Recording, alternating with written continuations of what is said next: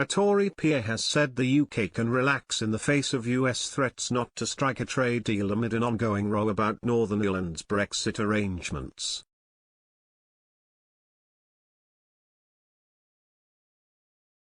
U.S. House of Representatives Speaker Nancy Pelosi told Britain there could be no US-UK trade deal if the government proceeds with plans to unilaterally scrap some of the rules governing trade with Northern Ireland.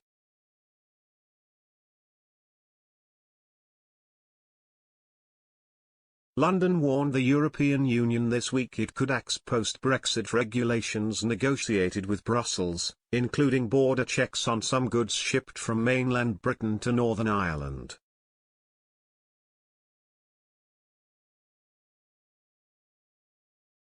The Northern Ireland Protocol prevents the need for a hard border on the island of Ireland by moving border checks on British goods to the Irish Sea rather than along the frontier with Ireland, which is in the EU.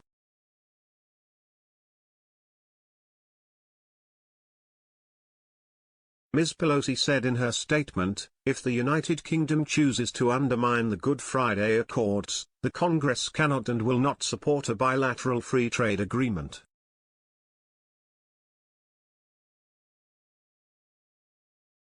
Lord Daniel Moylan tweeted in response, trade deals add very little to mutual prosperity and a US/UK trade deal would be hellishly controversial domestically.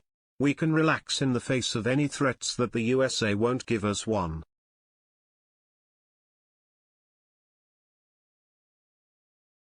His comment comes after Conor Burns, a Northern Ireland minister and Boris Johnson's special Brexit envoy to the US, told The Telegraph, we seek an ambitious, free trade agreement, with the US.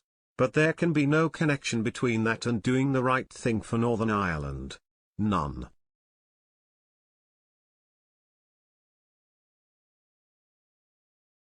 British and US trade officials are due to meet in Boston in June for a third round of talks on strengthening trade ties.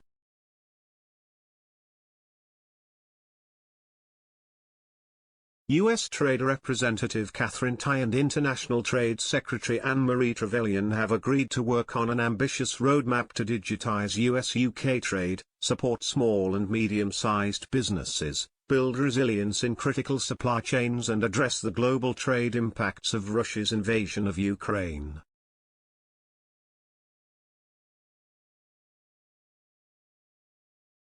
London and Washington entered into formal negotiations over a bilateral trade deal under the former Trump administration.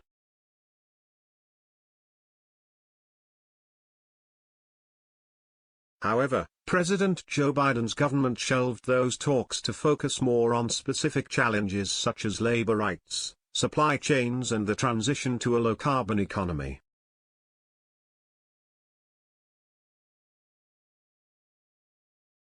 But Ms. Tai appeared to pour cold water on the prospect of a free trade agreement, telling a press conference in March that such a deal was a very 20th century tool.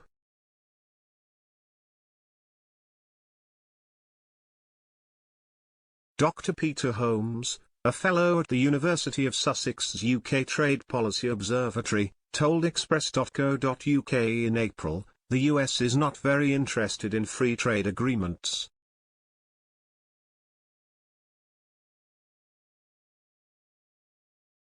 The British government is not the natural partner of a Biden administration. Biden does not feel opening US markets to British exports is the top priority for trade policy.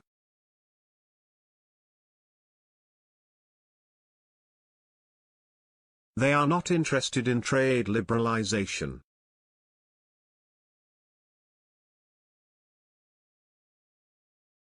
Ms. Pelosi's intervention has sparked outrage among Brexit supporters.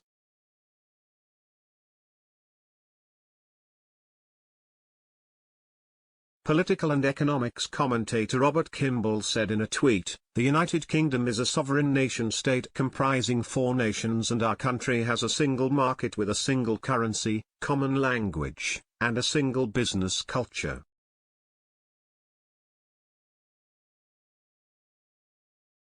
It is not a colony of the United States, which needs to butt out of our internal affairs.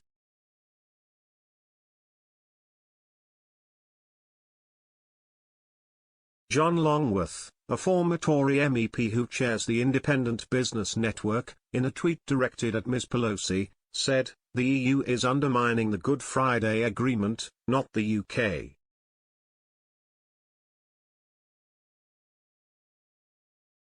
You are positioning the US as the enemy of the UK. Be careful what you wish for.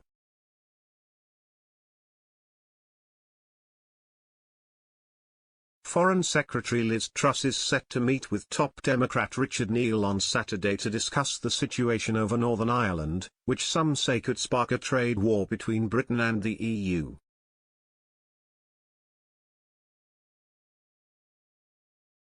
The ongoing row over the protocol has created an impasse in efforts to form a devolved government administration in Belfast as the DUP refuses to join an executive unless its concerns are addressed.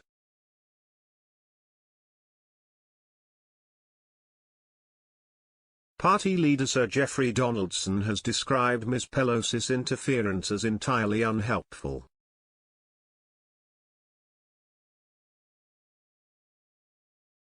Mr. Neal told The Guardian part of his job is to convince the UK not to breach the Brexit treaty.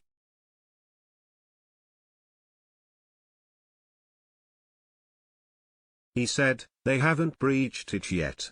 They're talking about breaching it, so part of my job is to convince them not to breach it."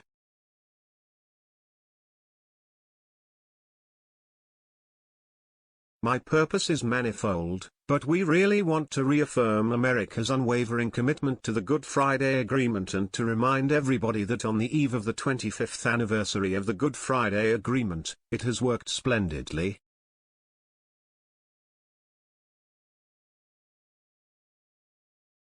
I want to remind everybody in the UK, in Northern Ireland, that it should not be treated as a cavalier achievement.